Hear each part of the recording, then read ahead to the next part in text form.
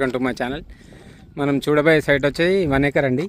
దానికి ఈస్ట్ కూడా రోడ్ ఉంటుంది, చిన్న రోడ్డు. కాకపోతే ఇది మెయిన్ రోడ్డు, ఇది నార్త్ ఫేసింగ్లో వస్తుంది మనకు.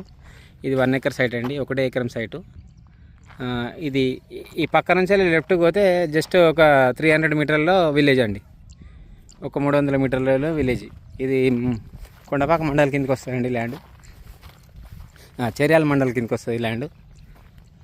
ఇది ల్యాండ్ 1 ఎకర్ సైట్ అండి, ఓన్లీ 1 ఎకరు. రైతు దగ్గరనే ఉంది. మనకు ఎకరానికి వచ్చేసి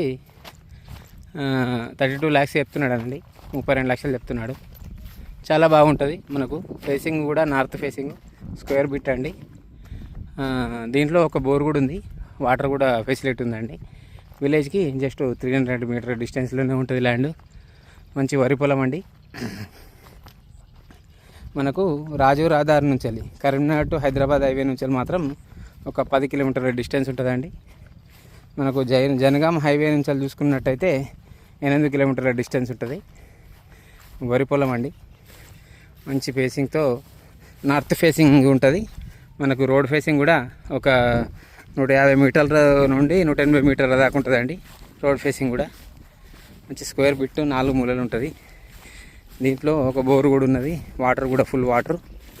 ఇది చేర్యాల మండల్ కిందకి వస్తుందండి ల్యాండ్.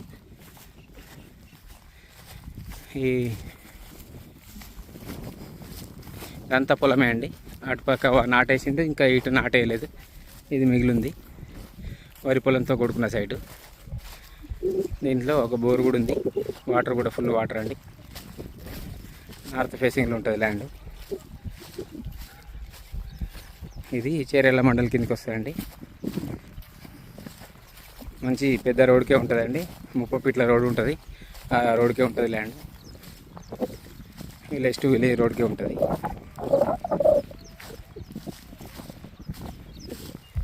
మనం చూస్తున్నట్టయితే బోర్ కూడా ఉంది దీంట్లో.